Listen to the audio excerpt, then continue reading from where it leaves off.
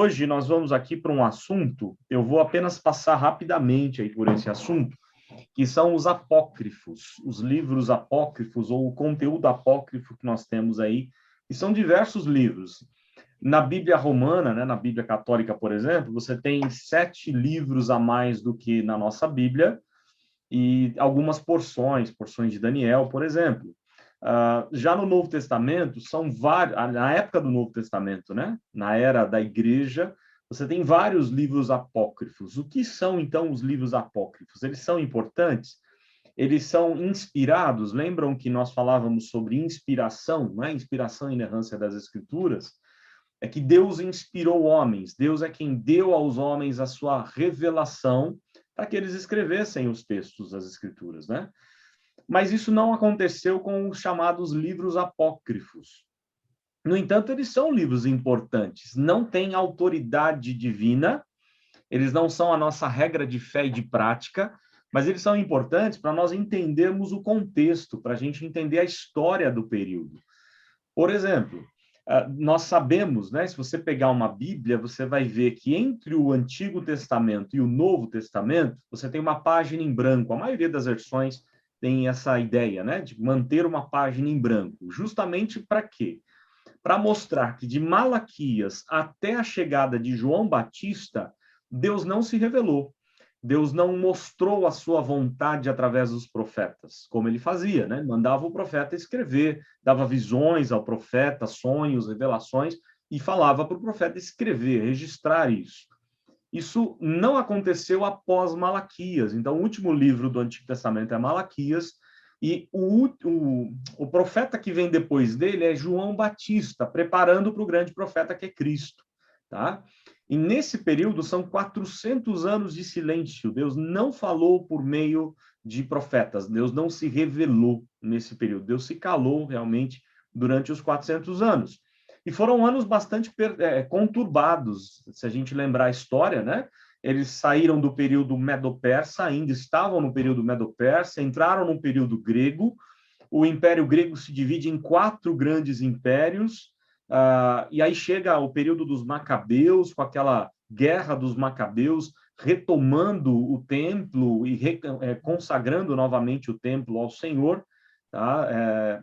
Naquele episódio de Antíoco Epifânio, por volta do ano 160, né, antes de Cristo, onde ele desonra o templo, sacrifica uma porca e joga sangue, espalha sangue da porca para todo lado, traz ídolos, a sexualidade ali voltada para os ídolos dentro do templo, e tudo isso foi feito lá naquele período. Então, foi um ano muito conturbado, onde surgiram escritos, vários escritos apocalípticos, por exemplo, são escritos nessa ideia, nessa época, apocalíptico no sentido de desejo do libertador, do Messias libertador, e muitos desses livros chamados de livros apócrifos, que eram os livros para contar a história desse período. Mas eles nunca foram reconhecidos nem pelos judeus, nem por Jesus e pelos apóstolos, como livros inspirados, autoritativos, né? Livros que vieram da parte de Deus. São livros importantes, assim como você tem vários outros escritos em outros períodos, como Didaquê e outros documentos judaicos, mas que não são livros inspirados, não eram livros considerados vindo diretamente da parte de Deus, tá? E aí, vários são, né? Você tem aí vários desses livros, mas o que é mais importante? Por que esses livros foram parar numa versão bíblica da Igreja Romana, da Igreja Católica Romana? E o que isso é importante? Como é que a gente sabe aí dessa questão importante? Qual a relevância que tem esses livros para a Bíblia romana?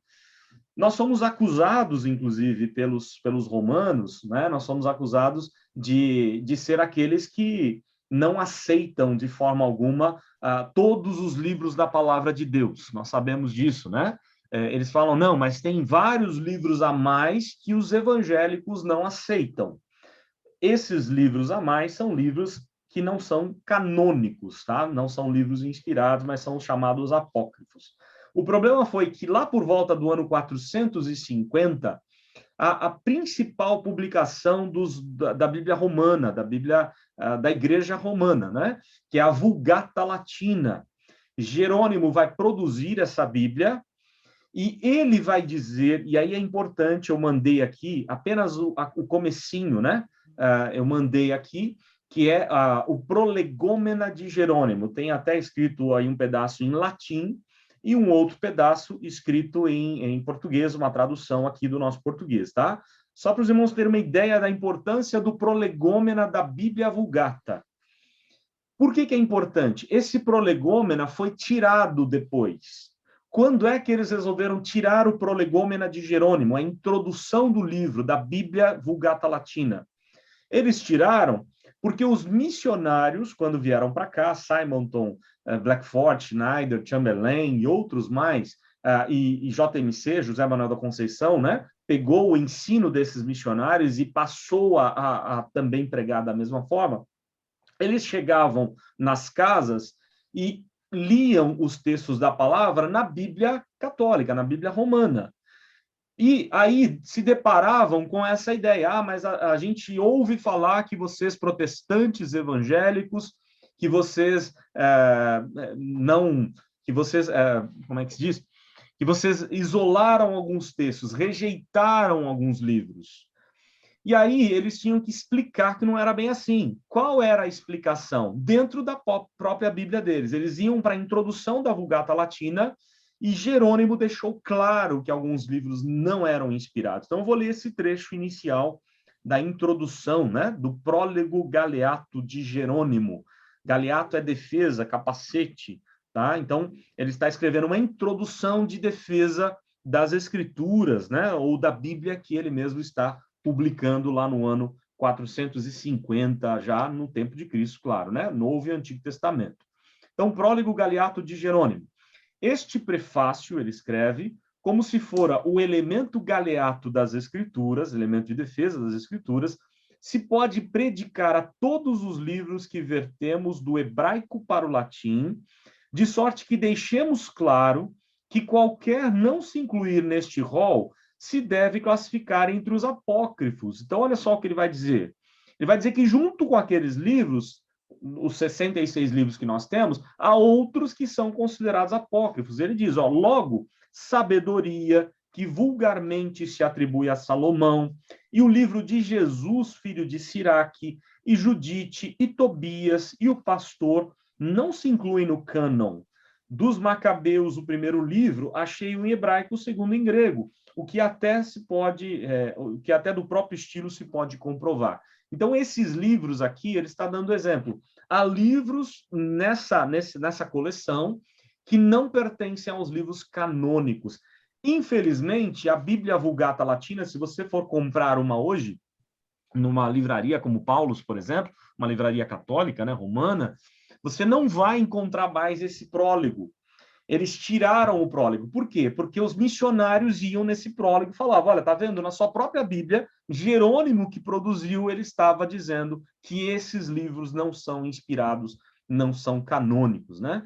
Então, são livros importantes para conhecer a história, né? Mas não são livros inspirados. Então, aqui tem até uma nota aqui do Anderson, né? Livros apócrifos na Bíblia da Igreja Católica, Tobias, Judite, 1º e 2º Macabeus e Baruque, né? Então, você tem isso como um acréscimo que você pode ler, não há problema algum em ler, para conhecer as histórias, as crendices daquele tempo. No período dos 400 anos de silêncio, o povo de Deus, ele se viu em diversas crendices, tá? Muitas crendices mesmo. E aí eu queria que você abrisse comigo a palavra de Deus aí, em Hebreus, capítulo 1. Hebreus 1. Eu acabei não pegando aqui a minha Bíblia, deixa eu pegar a Bíblia da Renata aqui, ó. Hebreus 1. Vamos ver aqui o que nos diz Hebreus. Que é, na verdade, uma defesa do cristianismo, né? E olha só o que está escrito em Hebreus 1. Vamos ler aqui até o verso 4, pelo menos, tá? Hebreus 1, de 1 a 4. Olha só, o Filho é superior aos anjos. Há muito tempo, eu estou com uma outra versão aqui, tá? Há muito tempo Deus falou muitas vezes e de várias maneiras aos nossos antepassados por meio dos profetas. Mas nesses últimos dias falou-nos por meio do Filho, a quem constituiu o herdeiro de todas as coisas, e por meio de quem fez o universo.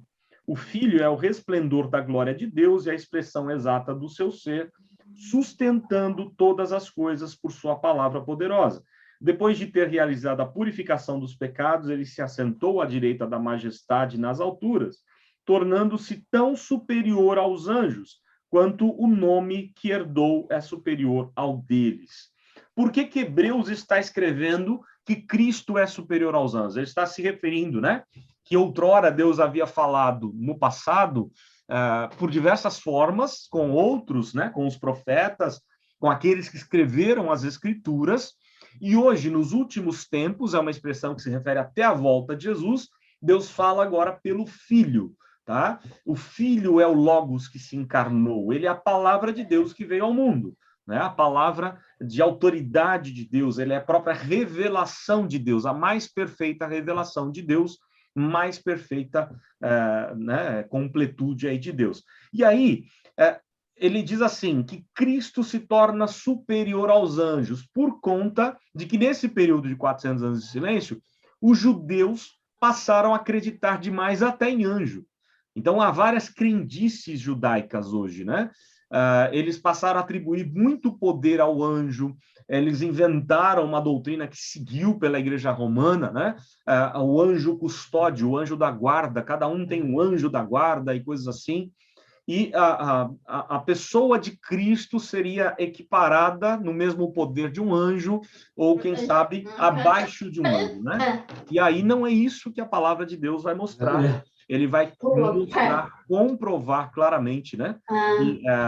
Que Cristo é superior a qualquer tipo de anjo, ok? Então, só uma introdução para os livros apócrifos, para os irmãos entenderem um pouquinho melhor, tá?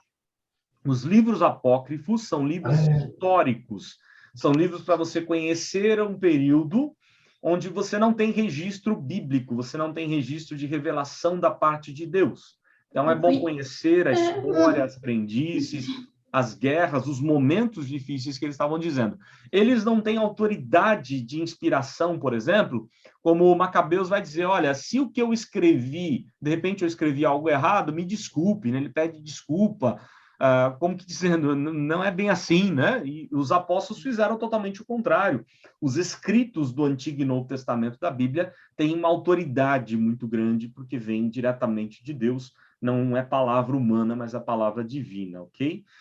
Então, só para os irmãos terem uma ideia, na nossa versão bíblica, nós não temos, junto com esses livros, os livros apócrifos. Eu posso ler? Posso pegar uma Bíblia católica para evangelizar um católico? É a melhor coisa que você pode fazer. A tradução pode ser diferente, pode ser um português mais complicado, né? Mas a ideia é que pode sim, né? É possível.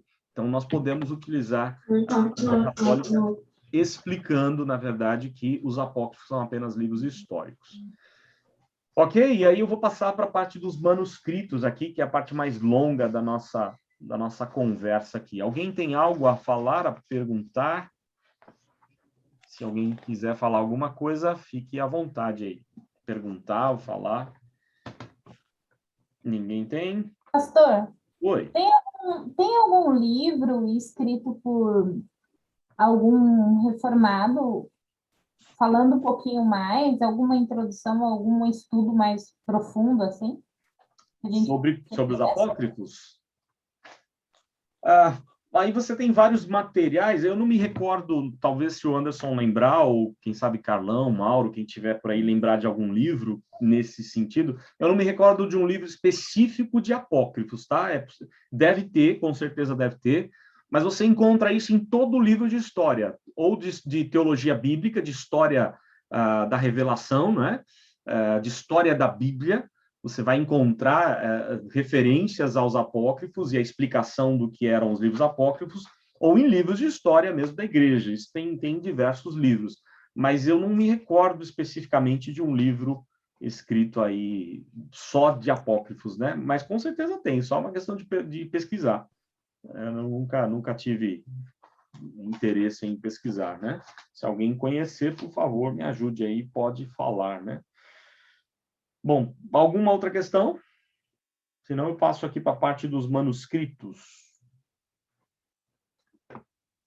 Ninguém? Podemos passar? Eu queria achar um texto aqui, eu não estou com a minha Bíblia, aí fica mais difícil. A letra é pequena, fica mais complicado de achar. Eita vida. Tá, achei. Eu queria que você abrisse agora em Colossenses, a carta de Paulo aos Colossenses, capítulo 4. Colossenses 4, verso 16. Vamos ler também o 15, Colossenses 4, de 15 e 16, tá bom.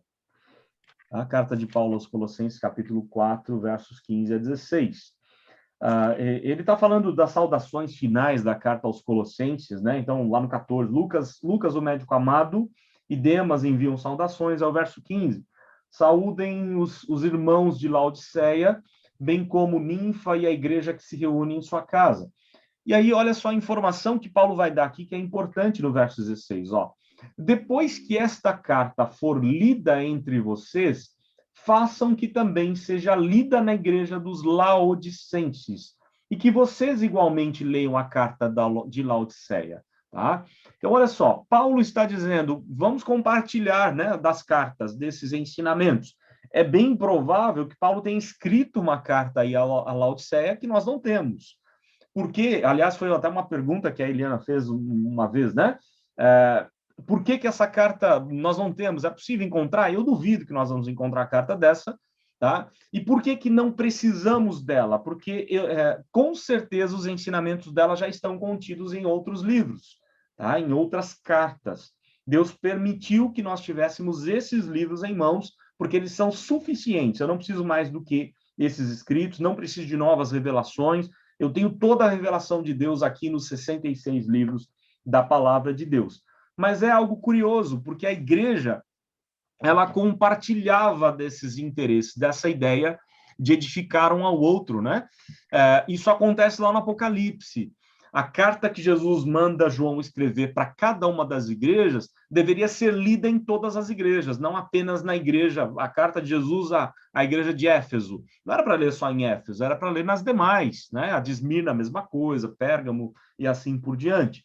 Tá? Então, era importante compartilhar a palavra. Eles estavam com, pelo menos, 2 textos mais importantes da missão da igreja, onde Jesus vai dizer que indo por todo mundo, né, ide por todo mundo e pregai o evangelho, essa era a missão, a responsabilidade. Nós, enquanto vivos, precisamos pregar, anunciar o evangelho.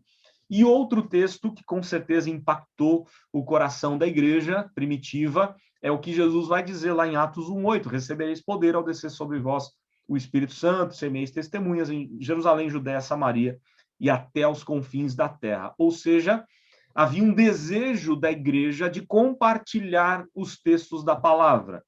E não tinha a facilidade que nós temos hoje, tá?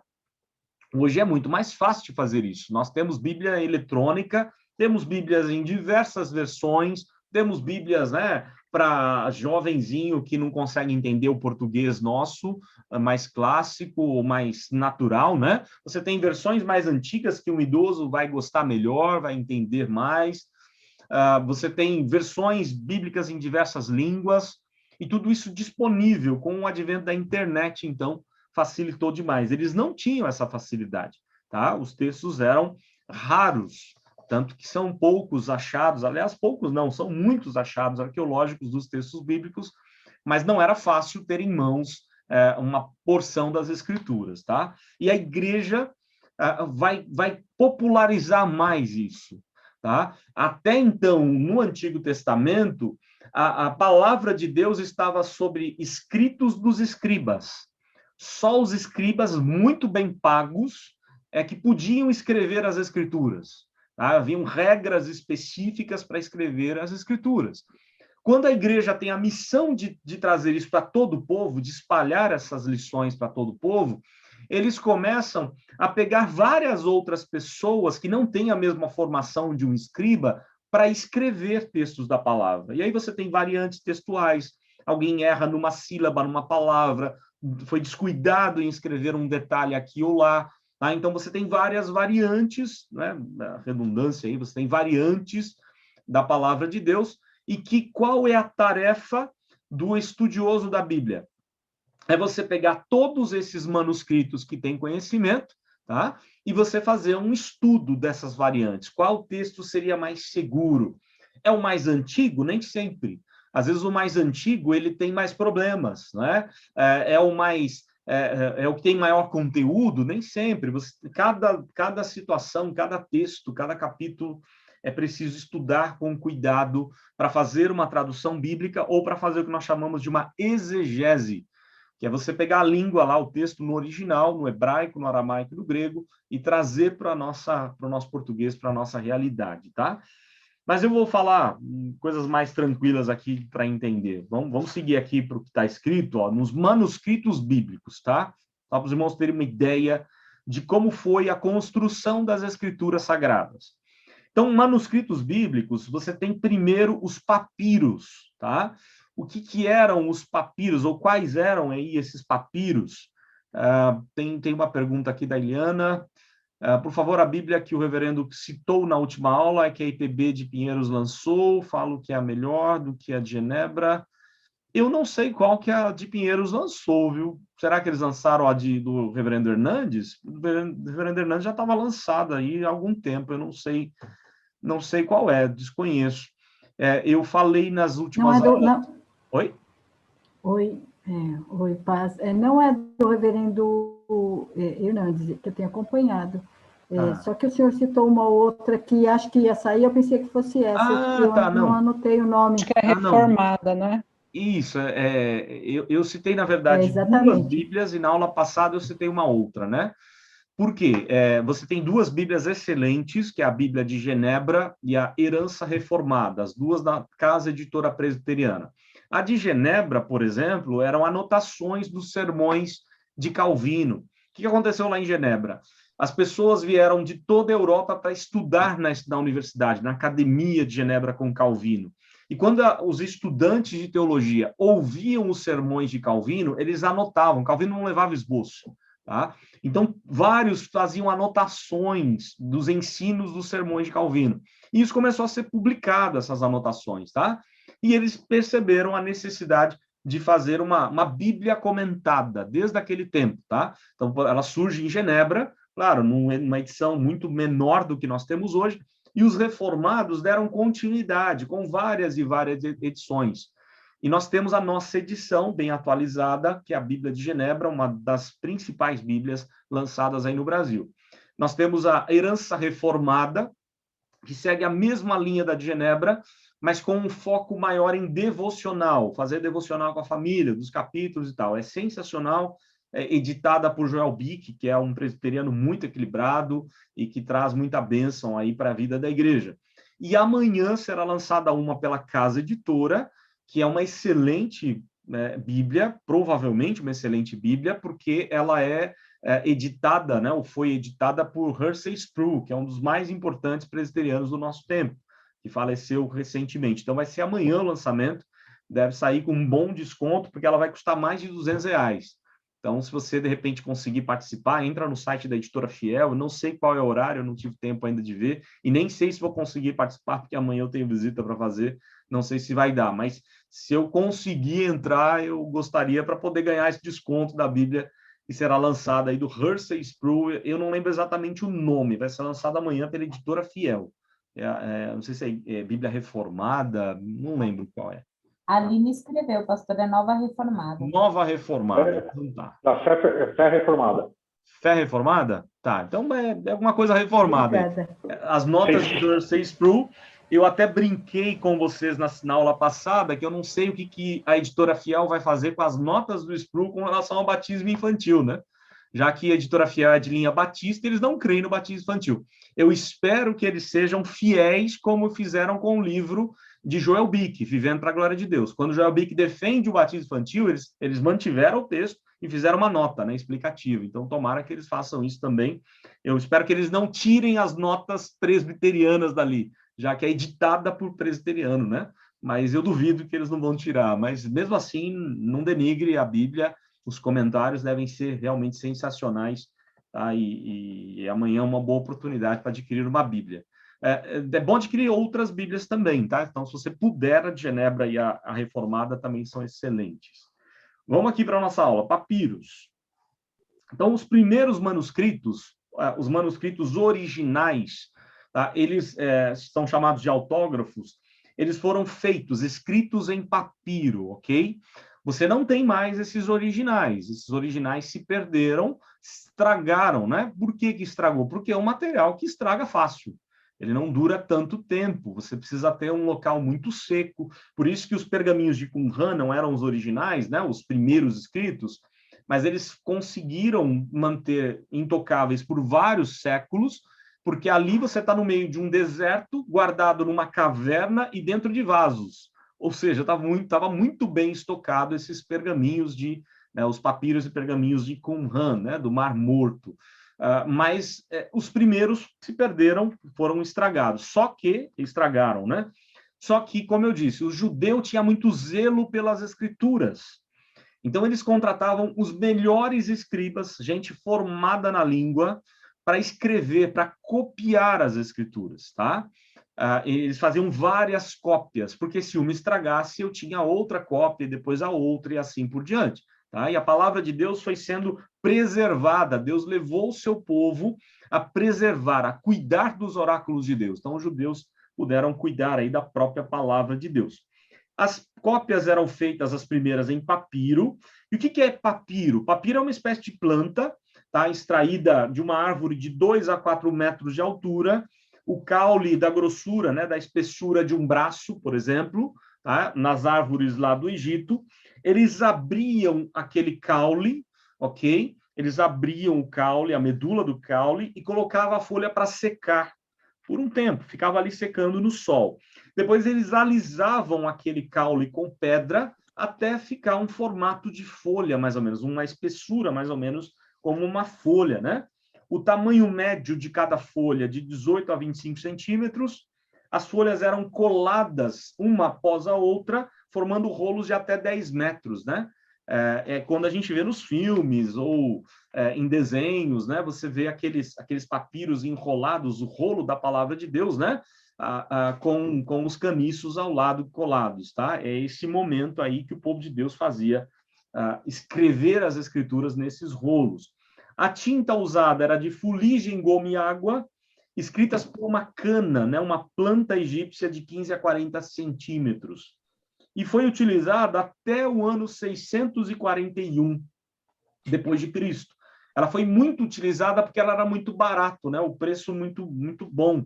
Havia lá no Egito várias e várias dessas plantas, o solo egípcio favorável para esse tipo de planta, tá? E eles puderam publicar vários e vários escritos em papiro, que durou até o ano 641. Então você encontra papiros da palavra de Deus em diversos anos. Aí os arqueólogos têm encontrado aí vários importantes papiros, e todos eles, todo achado arqueológico bate com o que nós já temos em mãos, tá? Bate com os livros que temos em mãos, de tamanha segurança que nós podemos crer nas escrituras sagradas. O último achado mais importante, que foi o de Qumran, ele deu, né, atestou a veracidade de todo o livro de Isaías, por exemplo, de porções lá do Evangelho de Marcos, de vários livros da Palavra de Deus.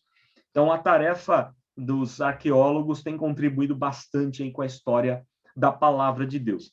Eu não sei se vocês vão conseguir ver, eu tenho um pedacinho de papiro aqui do Egito mesmo, uma irmã trouxe para mim lá do Egito, e enquanto eu estava dando uma aula sobre manuscritos, ela me deu, falou, que beleza, quando a gente se encontrar presencialmente numa aula dessas, eu posso mostrar para os irmãos.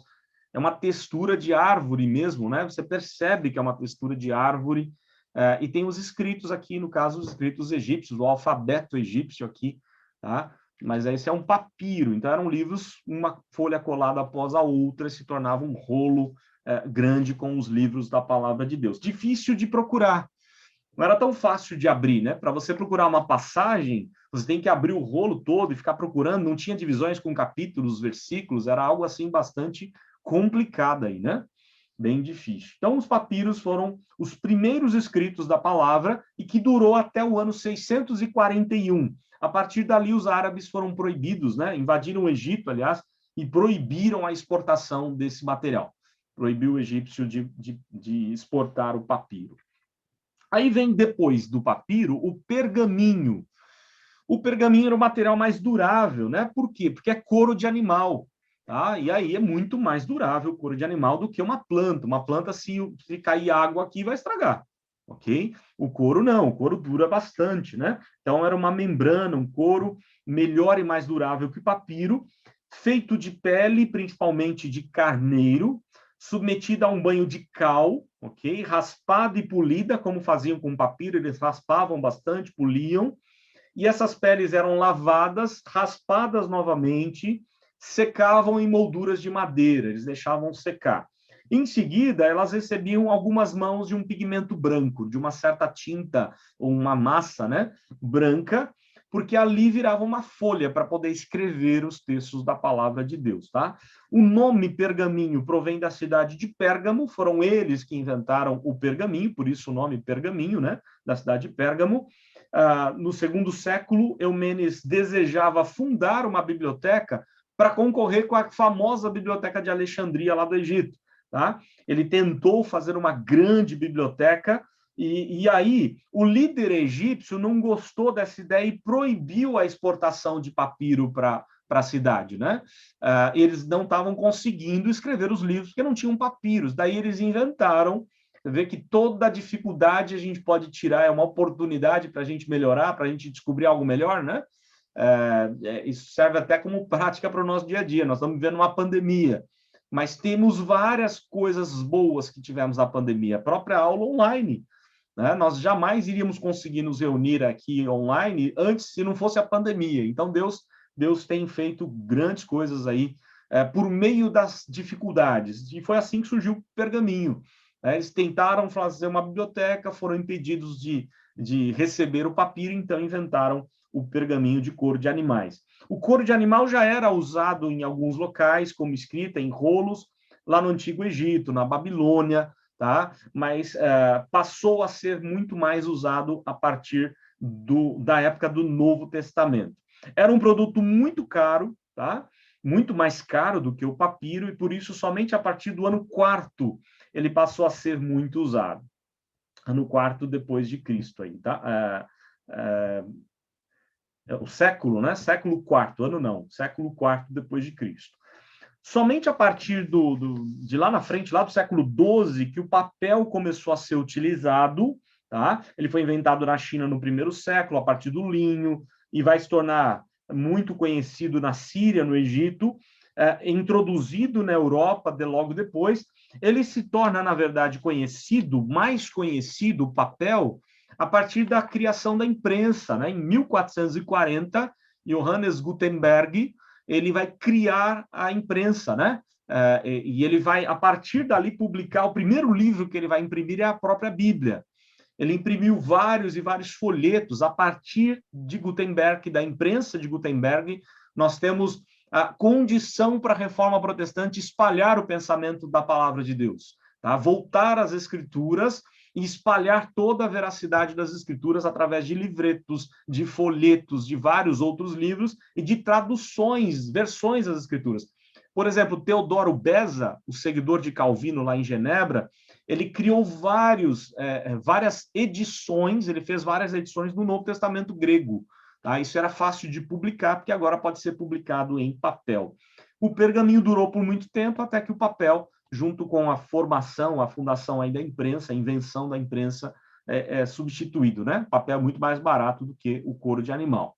No pergaminho, a escrita era feita com penas de bronze ou cobre, com tintas de diversas cores, extraídas de vegetais, minerais.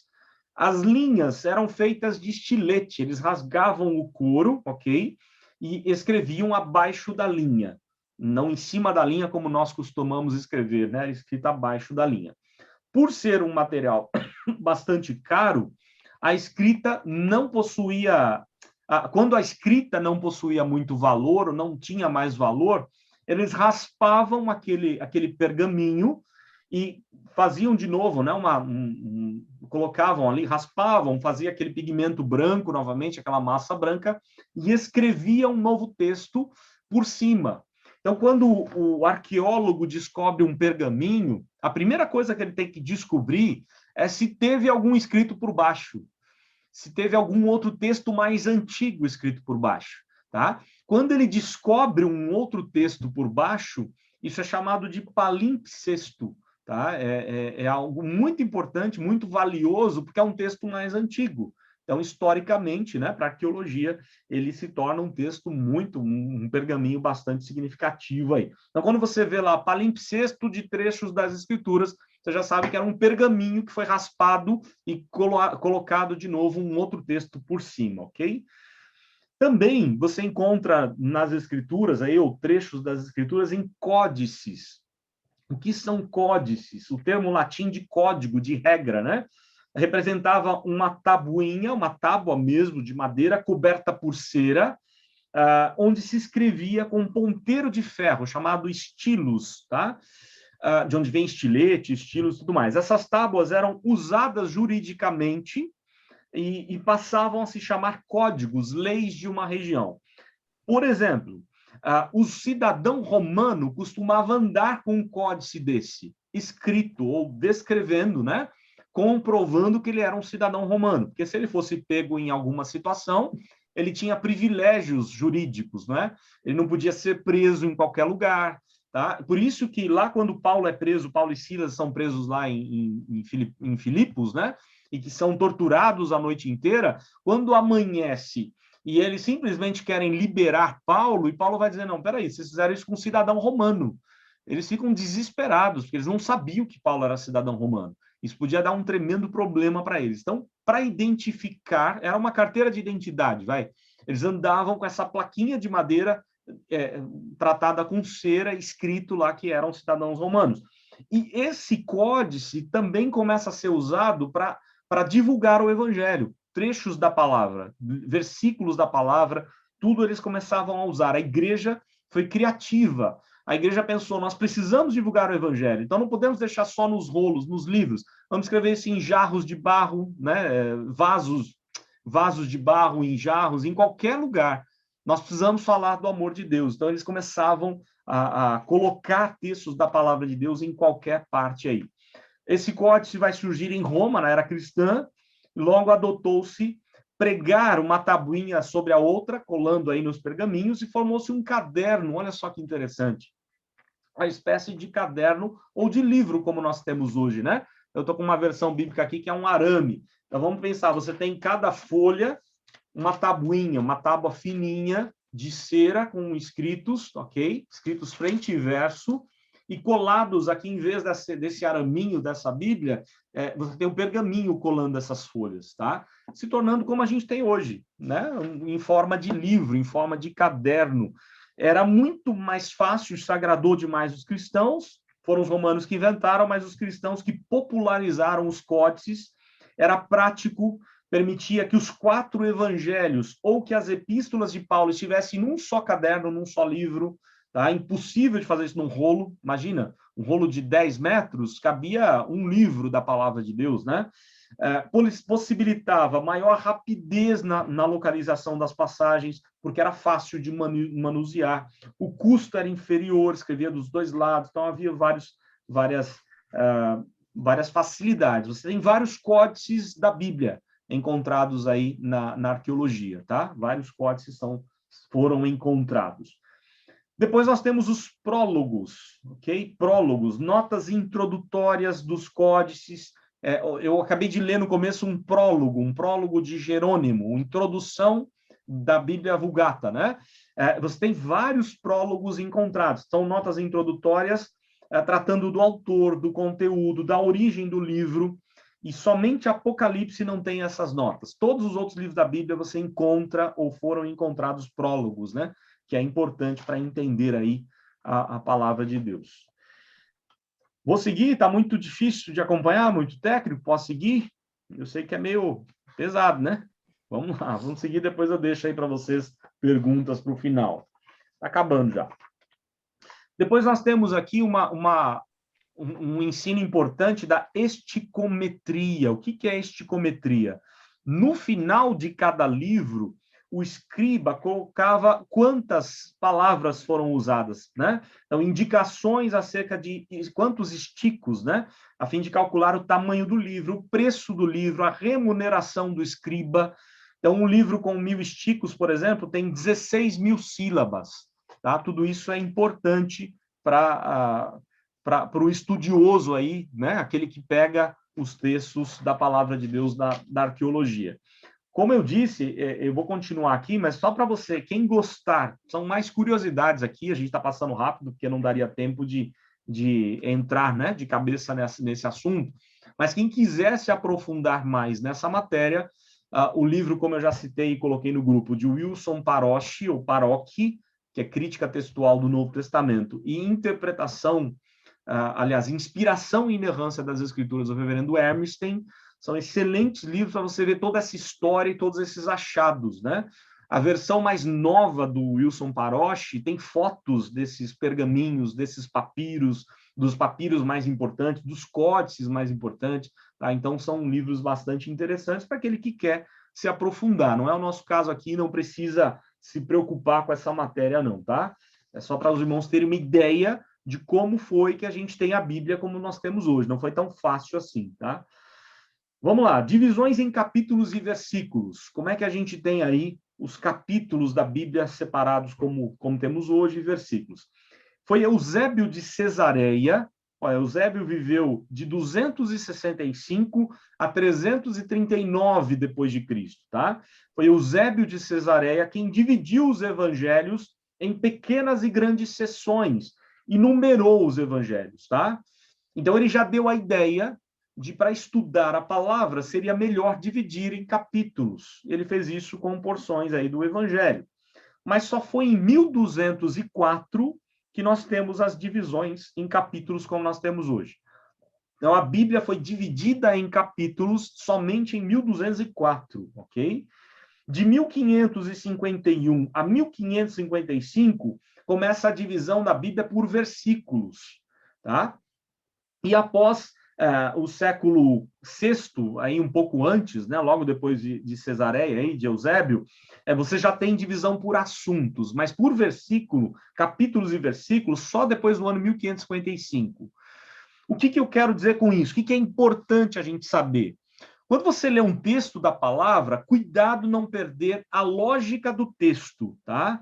Por exemplo, eu pego uma carta de Paulo, às vezes a divisão do capítulo mais me atrapalha do que ajuda, tá? Eu pego lá o primeiro capítulo, eu acho que ele não tem relação com o segundo capítulo, porque fizeram uma divisão ali. Aí eu pego o terceiro capítulo, eu acho que não tem relação com os dois primeiros.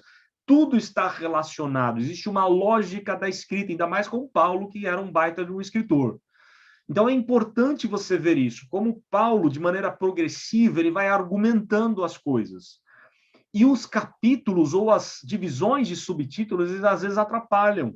Eles tiram a essência do texto. Eu dei um exemplo segunda-feira sobre isso, né? Nós achamos que a ideia da plenitude do Espírito Santo, lá de Efésios 5, não está ligada com a vida familiar do casal, do homem e da mulher, da vida conjugal. Está totalmente ligada. Como é que eu sou cheio do Espírito Santo? Ficando o dia inteiro orando e lendo a Bíblia? Não, eu sou cheio do Espírito Santo quando eu sou um excelente esposo. A minha esposa é excelente esposa, ela vai ser cheia do Espírito Santo. Né? Cada um cumprindo o seu papel. Eu vou ser um excelente trabalhador, vou ser mais cheio do Espírito Santo. Há uma sequência lógica de Paulo ali, né, dando razões de como você consegue alcançar a plenitude do Espírito Santo. As divisões acabam atrapalhando um pouco, cuidado com elas, tá? Elas só vieram depois para nos ajudar, mas às vezes elas atrapalham, tá? Não são inspiradas aí as divisões. Então, vou seguir aqui, ó. Mais alguns achados bíblicos, né, na arqueologia. Óstracos. Os óstracos são escritos bíblicos em jarros de barro, em louças, né, de barro, na maioria, feitas por objeto pontiagudo. Então, eles faziam de propósito. Iam dar um presente para alguém, escreviam um versículo da palavra, né? Trechos da palavra de Deus, para divulgar a palavra de Deus, tá? A igreja fazia de propósito. Você tem recibos, contratos, receitas, tá? Quem não podia comprar o papiro usava vários desses materiais mais em conta, e o óstraco é um deles. Foram encontrados, por exemplo, 25 óstracos com passagens do Novo Testamento. Tá? Vejam só como é importante aí todo esse material encontrado. Depois tem os talismãs, que são amuletos feitos em madeira, em cerâmica, papiro ou pergaminho, tá? De vários materiais, esses amuletos, contendo pequenas porções das Escrituras, da mesma forma. Então, são conhecidos 9 talismãs do Novo Testamento. Tá? Então, você pode depois, se quiser, pesquisar no Google, verificar aí quais são os talismãs do Novo Testamento e tal. Cópias livres, tá? E aí eu já vou terminar o nosso assunto para chegar num ponto que eu gostaria de fechar aqui. Cópias livres, tá? Pela oposição judaica e romana, os irmãos devem lembrar que a igreja foi perseguida por judeus e romanos, a igreja se torna muito pobre na maioria dos lugares, Hebreus descreve isso, a pobreza, porque perdiam o espólio dos bens, perdiam empregos, né? A igreja de Esmirna, muito pobre por causa da perseguição.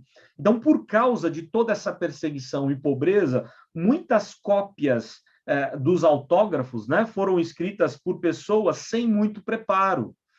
Né? Aquilo que eu falei antes. Ou seja, os primeiros livros foram escritos por escribas, aliás, isso do Antigo Testamento. Do Novo, né, os escritos deixados pelos apóstolos foram copiados por pessoas mais humildes, sem preparo. E aí você tem as variantes textuais, né? Havia necessidade urgente de espalhar esses ensinos da palavra, não tinha como pagar um bom escriba, o papiro não durava muito, como eu já falei, de folha, né? E o cristianismo crescia, e amadores passaram a ser copistas da Bíblia. Tá? Era o que eles tinham que dar um jeito de copiar as Escrituras, copiar os ensinos dos apóstolos, não deixar morrer esse ensino, e tinham que divulgar isso. Então, eles fizeram isso em diversas formas, né? Em cópias livres, sem um bom escriba, nos óstracos, talismãs, em diversas, né, partes. Aí, o que eles achavam, eles davam um jeito de divulgar a palavra. Isso já mostra para todos nós a importância desse desejo de falar do Evangelho. Tá? E aí a gente vem para o lado prático. Por que eu olho para tudo isso aqui tão técnico, tão difícil de entender? Né? Para que eu devo estudar isso? Para mostrar que hoje a igreja, com tantos recursos que ela tem, ela não usa para o bem, muitas vezes. Né? Muitos crentes não usam a internet para divulgar o Evangelho. Ficam discutindo bobagem na internet, ou política, ou coisinha boba, né, de famosos daqui ou de lá, divulgam coisas que não deviam, e a gente divulga muito pouco as Escrituras. A igreja, sem ter recursos, sendo perseguida, o que ela tinha em mãos, ela tinha que dar um jeito de divulgar as Escrituras. Né? A igreja primitiva agia dessa forma, com a sede de divulgar a palavra de Deus. Isso é muito importante, tá? E aí, só para a gente finalizar, eu deixo vocês falarem. Com a conversão de Constantino, entre aspas, tá? A gente chama de conversão, mas ninguém sabe se o imperador Constantino se converteu mesmo, tá? Mas no ano 312, ele para de perseguir a igreja, ele declara todos do império, aliás, não foi só ele que fez isso, mas ele foi o mais famoso que fez isso, tá? E ele declara que todo o império agora poderia ser, então, romano, todo o império romano deveria ser cristão, ok? E aí acaba a perseguição da igreja. Ali houve uma maior circulação de manuscritos da palavra, porque você não tem mais a perseguição. Então, você pode escrever textos com mais tranquilidade, com mais calma, tá? Mais gente podia escrever a palavra, porque a perseguição já não existia, tá? Não havia o risco da perseguição. E o texto sagrado começa a ser mais copiado com cuidado, com os recursos que haviam na época. Então, a partir do ano 300, você tem cópias melhores cópias das Escrituras, o que deu base para Jerônimo publicar a Vulgata Latina. No ano 450, ele tem um clima melhor para publicar a mais importante Bíblia da época, né? A Vulgata Latina, onde ele traz para o latim a língua dos romanos, né? Tanto o Antigo Testamento hebraico quanto o Novo Testamento em grego.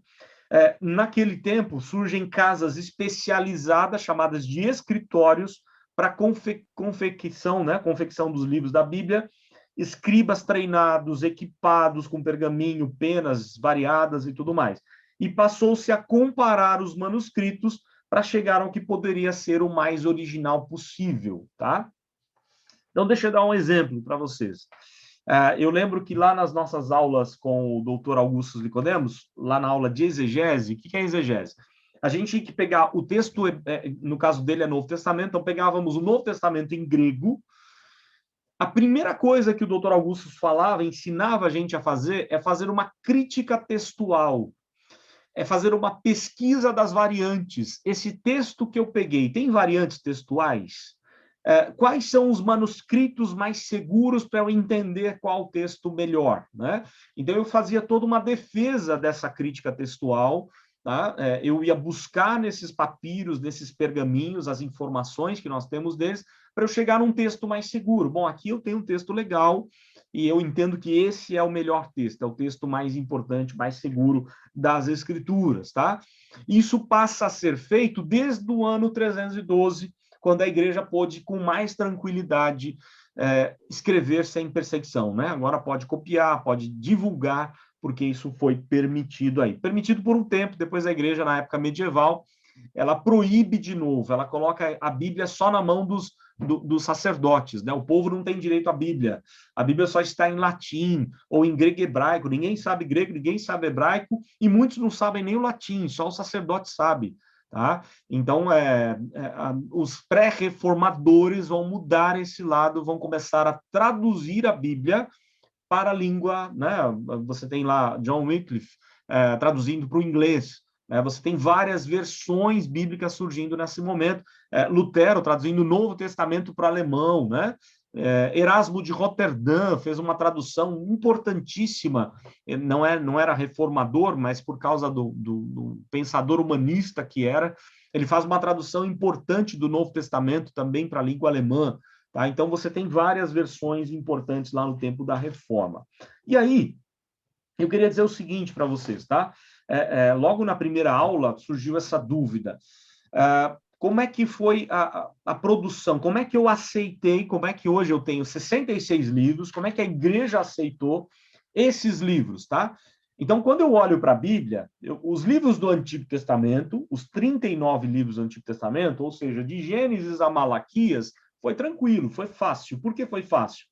Porque os judeus foram escolhidos por Deus para cuidar desses oráculos de Deus, tá? Dos escritos de Deus, da revelação do Senhor. Então, de Gênesis a Malaquias já era aceito como livros inspirados.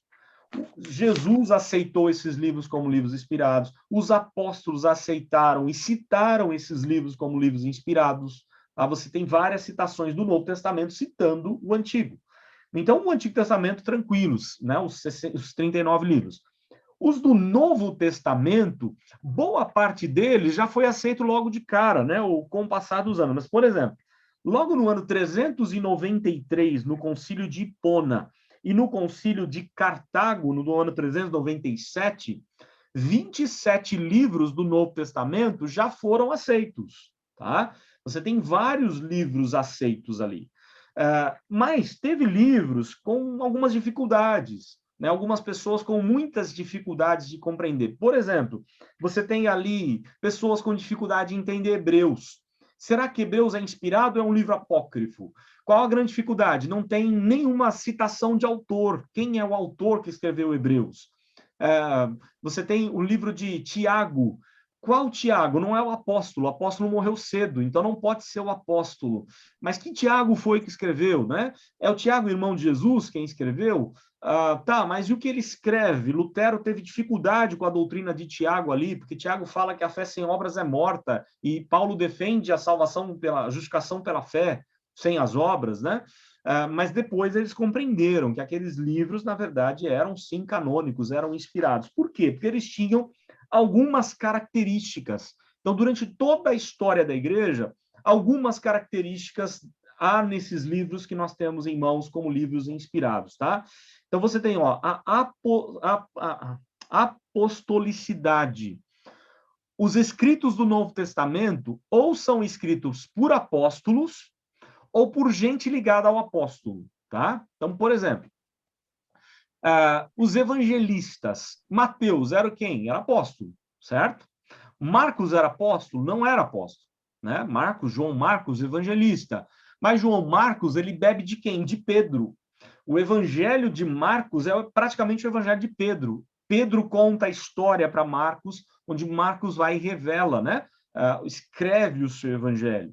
Lucas é apóstolo? Não, mas ele caminhou com quem? Com Paulo, companheiro de Paulo. Então, é possível aceitar o evangelho de Lucas porque Paulo estava com ele e ele aprendeu de Paulo tudo aquilo que a palavra de Deus mostra através de Lucas e de Atos, né? Lucas e Atos são escritos pelo mesmo autor.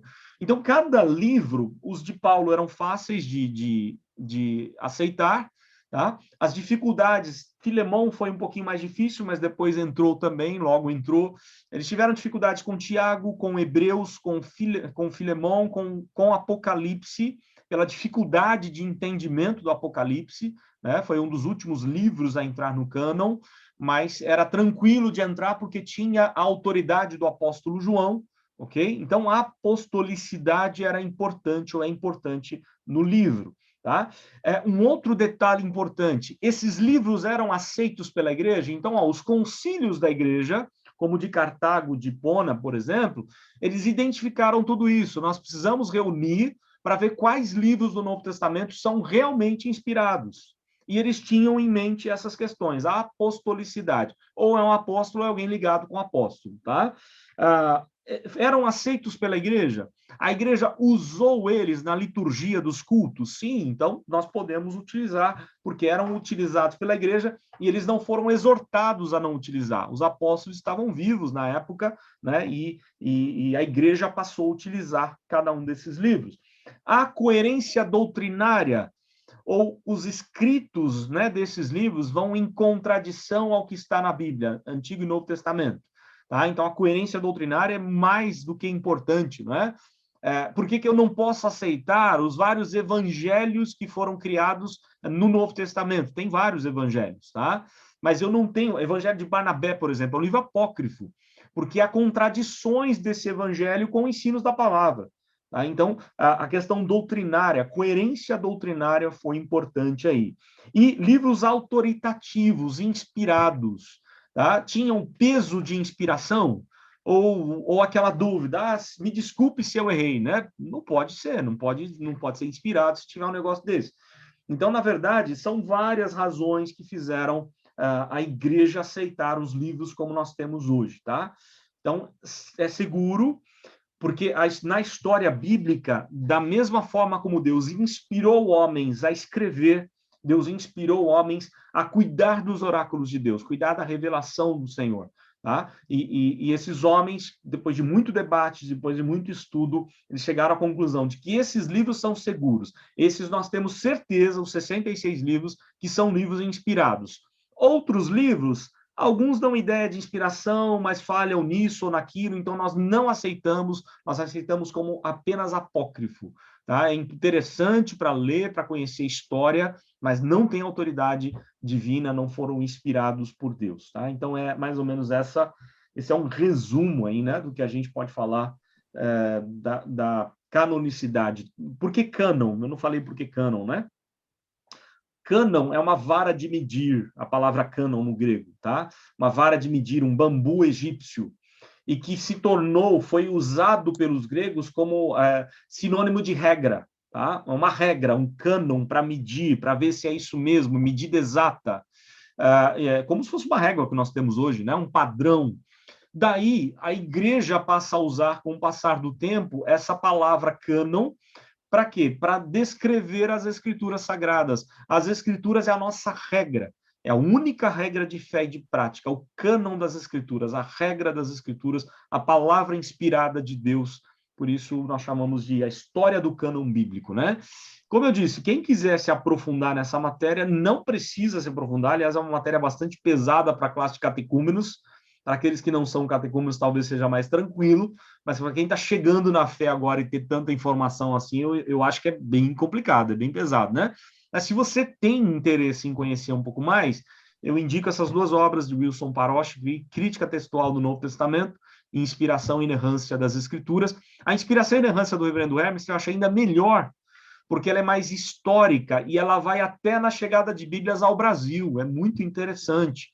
Os primeiros missionários metodistas vindo para distribuir Bíblias entre os estrangeiros que aqui estavam, né? Quais foram os primeiros missionários? James Fletcher, Derek Kidner e vários outros que foram chegando para trazer Bíblias, tá?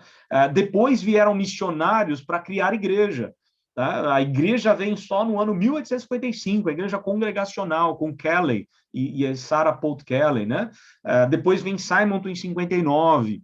Mas antes disso, você tem já missionários trazendo Bíblia para os estrangeiros, para ingleses, para europeus, para americanos que já estavam por aqui, logo depois de 1810, quando os portos foram abertos, né? Quando o Brasil se abre para o mundo para receber estrangeiros, esses missionários vêm trazendo Bíblia, a sociedade bíblica de diversos países trazem eles para cá. E toda essa história é contada muito bem, documentada, como sempre, nos escritos do Reverendo Hermes. Ele dá fonte para você pesquisar, conferir, é bastante interessante aí para quem quiser se aprofundar. Como eu disse, não precisa se aprofundar, né? É uma matéria para a gente passar rápido aqui, só para os irmãos terem uma noção de como foi tudo isso.